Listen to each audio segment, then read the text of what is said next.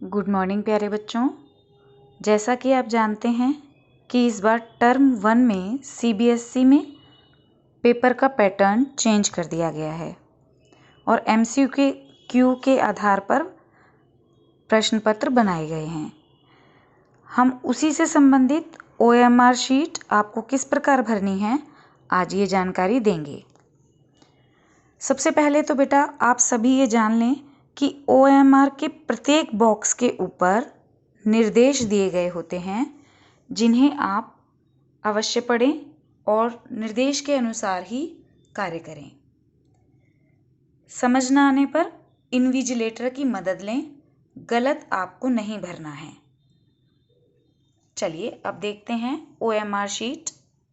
ये हमने एक बेटा आपके लिए सैंपल तैयार किया है जिसमें आपको बताया है कि ओएमआर शीट किस तरह से आएगी।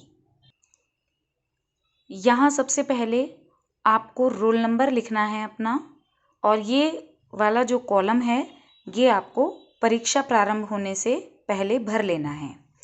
रोल नंबर, शब्दों में परीक्षा का दिन एवं तिथि, केंद्र संख्या का नाम, विषय, आपका नाम, आपके पिताजी का नाम, विद्यालय का कोड और विद्यालय का नाम यहाँ पर भरा जाना है। फिर इसके बाद हम देखते हैं यहाँ प्रश्न पत्र के ऊपर लिखे कोड को यहाँ लिखना है। प्रश्न पत्र जो क्वेश्चन पेपर आपको मिलेगा उस पर एक कोड दिया होगा जो आपको इस खाने में लिखना है। देखिए बेटा निर्देश दिया गया है, आप इसे पढ़ते जाइए और भरते जाइए। अब यहाँ पर कुछ आपको मेथड बताए गए हैं कि जो आप गलतियाँ करते हैं और वो आपको नहीं करनी है। सही तरीका कौन सा है गोले भरने का ये भी आपको बताया गया है। देखिए कई बार क्या होता है कि जैसे आप पहला क्वेश्चन का आंसर बी भर दिया आपने और फिर बी भरने के बाद आपको लगता है ये तो गलत हो गया हमारा, आप इसे काट देते हैं और फिर ए वाले को भर देते हैं और उस पर ऐसे निशान लगा देते हैं। तो ये गलत तरीका है, ऐसे आपको नहीं करना है। कई बार देखिए आप सिर्फ सही का निशान लगाया है और आपने गोला नहीं भरा है, ये गलत तरीका है।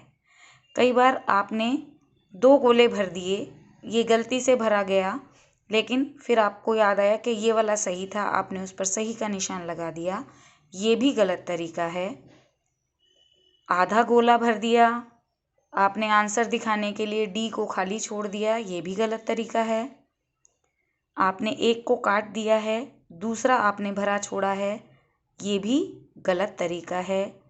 यहाँ पर आपने सी को भरा था और फिर उसको काट दिया, फिर कोई भी आपने नहीं भरा, ये भी गलत तरीका है।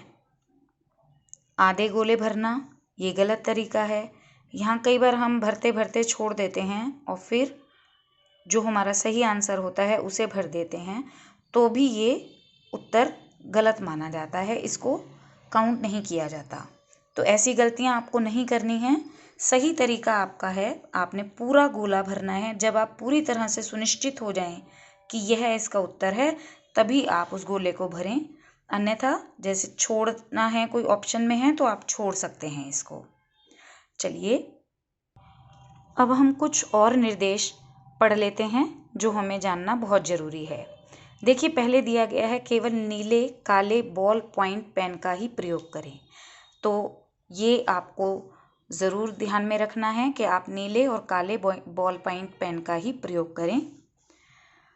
प्रश्न पत्र पर जो कोड दिया गया होगा वही आपको यहाँ पर लिखना है जैसा कि आपको बताया गया है। फिर एक बात बेटा, पेंसिल का आपने बिल्कुल भी प्रयोग नहीं करना है ओएमआर शीट भरने में।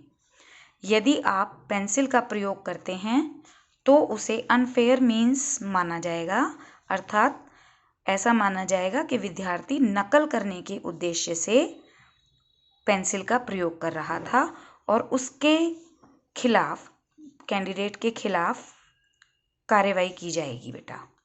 तो इसलिए पेंसिल का प्रयोग बिल्कुल नहीं करना है। उसके बाद आप देखिए कि यहाँ पर ये क्वेश्चन नंबर दिए गए हैं, इस तरह से आपको जो OMR शीट आएगी वो 60 प्रश्नों की आएगी। ये हमारे पास 40 प्रश्नों की, क्योंकि ये हमने हाथ से बनाया हुआ है बेटा, पर जो आपको आएगी वो 60 प्रश्नों की आएगी OMR शीट, जिसमें आपका प्रश्न पत्र जो आपको मिलेगा उसमें जितने भी आपको प्रश्न आए होंगे, मान लीजिए 50 प्रश्न आए हैं तो आप 50 तक ही भरेंगे उसमें। और अगर उसमें ऑप्शन आते हैं, मान लीजिए हिंदी का पेपर है, आपको 50 टोटल प्रश्न करने हैं और ऑप्शन आते हैं कि कुल 40 आपको उनमें से अटेम्प्ट करने हैं, तो आप 50 तक भर सकते हैं। बीच में जो आपको छोड़ने हैं वो आप छोड़ सकते हैं। यदि आपके प्रश्न पत्र में 30 प्रश्न आए हैं और आपके OMR शीट में 30 प्रश्न तक आप भर देते हैं, उसके बाद आपको याद आता है कि 30वां मेरा या 29वां मेरा गलत हो गया है, तो आपको ऐसा नहीं करना है कि आप 31 पर जाकर उसे काट कर और 29 लिखकर यहाँ पर उसका आंसर लगा दें। ऐसा सही नहीं माना जाएगा, उसकी गिनती नहीं की जाएगी। जब आप पूरी तरह से कंफर्म हों कि आपका आंसर क्या है, तभी आप उस गोले को भरें। मान लीजिए आपको पहले में A लगता है कि ये मैं कंफर्म हूँ, तो आप A को भर दीजिए, नहीं तो पहले सोच विचार कर लीजिए पक्की तरह से, उसके बाद ही गोले भरें।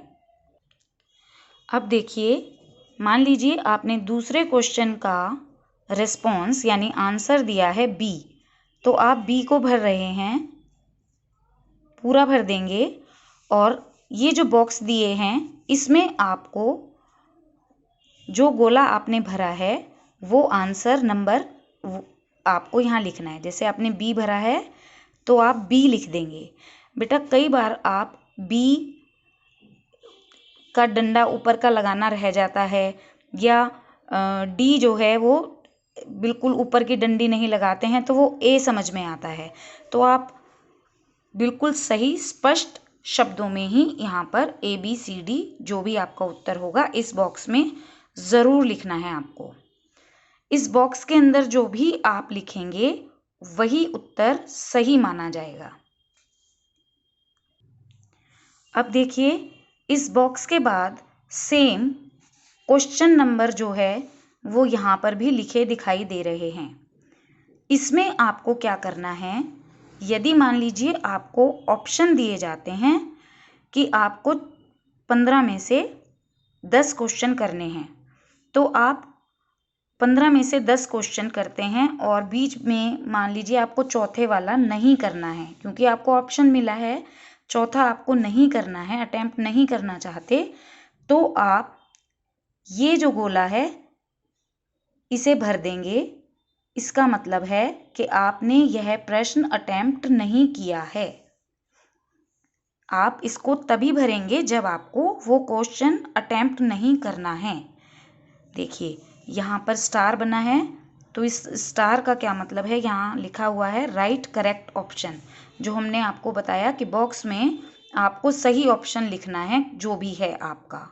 और यहाँ हैशटैग बना हुआ है, तो हैशटैग का मीनिंग आपको दिया है darken circle if question not attempted. अगर आपने वो प्रश्न अटेम्प्ट नहीं किया है तो आपको इस गोले को भरना है। तो ये बात आपको समझ आ गई है। फिर भी कई बार गलती हो जाती है और आप, जैसे यहाँ B था, आपको याद आया कि हमने इसमें मान लीजिए पहले B भर दिया, फिर आपको याद आया कि नहीं इसका तो C था, तो आप C भरेंगे, यहाँ पर भर देते हैं। लेकिन आपको यहाँ पर तब तक नहीं लिखना जब तक आप बिल्कुल कंफर्म ना हो, क्योंकि यह जो बॉक्स है इसका उत्तर ही फाइनल उत्तर माना जाएगा। अगर आपने यहाँ पर C लिख दिया तो C ही माना जाएगा। अगर आप इसको B लिखकर और फिर आप इसको सी बनाएंगे तो ये ओवर राइटिंग मानी जाएगी और इसको आपका उत्तर नहीं माना जाएगा। इसलिए ये ध्यान रखिए कि बॉक्स में ओवर राइटिंग बिल्कुल भी नहीं करनी है या काटा पीटी आपको नहीं करनी है। ठीक है बेटा। यदि आप सर्कल भर देते हो, मान लो आपने भरा बी, सर्कल भर दिया, लेकिन आपने बॉक्स में उत्तर नहीं लिखा है, सर्कल भरने के बाद भी बॉक्स को खाली छोड़ दिया है, तो यह माना जाएगा कि आपने क्वेश्चन अटेम्प्ट नहीं किया है। तो बॉक्स में आपको आंसर लिखना हर हाल में बहुत ज़रूरी है। बॉक्स को बिल्कुल भी खाली आपने नहीं छोड़ना है। और यदि आप बॉक्स भर देते हो, मान लो आप यहाँ लिख देते हैं कि आपका आंसर डी है, आप बॉक्स भर देते हैं और सर्कल नहीं करते हैं, सर्कल करना आपसे रह जाता है, तब यह मान लिया जाएगा कि आपने आंसर डी लिखा है। तो अब आपको समझ आ गया होगा कि बॉक्स में भरना बहुत ज़रूरी है। और यदि आपने ना तो कोई answer A B C D भरा है, ना ही बॉक्स भरा है, और ना ही आपने जो अटेम्प्ट नहीं करने वाला क्वेश्चन नंबर है सर्कल में वो भरा है, तो ये माना जाएगा कि आपने वो प्रश्न अटेम्प्ट नहीं किया है, उस क्वेश्चन को अटेम्प्ट नहीं किया है। तो ये कुछ बातें हैं जो आपको ध्यान में रखनी हैं और इन्हें ध्यान में रखकर आपने OMR शीट को भरना है। और आपके लिए एक और बहुत ज़रूरी बात है बेटा, यहाँ पर एक बॉक्स बना हुआ है, इस बॉक्स के अंदर आपको जो लिखा हुआ है I confirm that all particulars given above are correct, जो भी आपने पर्टिकुलर अपने बारे में दिए हुए हैं ये सही हैं, ये जानकारी आप दे रहे हैं, कंफर्म कर रहे हैं, तो ये बात आपको अपने हाथ से, अपने पेन से इसमें लिखनी है। जैसे I confirm that, साफ सी राइटिंग में लिखिएगा बेटा, all particulars given above are correct। उसके बाद यहाँ अभ्यर्थी के हस्ताक्षर चलते हाथ से लिखें, यानी रुक रुक कर आपको साइन नहीं करने हैं, रनिंग हैंड में आपने अपने साइन करने हैं। मान लीजिए आपका नाम शमा है, तो आप रनिंग हैंड में अपने साइन करेंगे, जो भी आपके साइन होते हैं।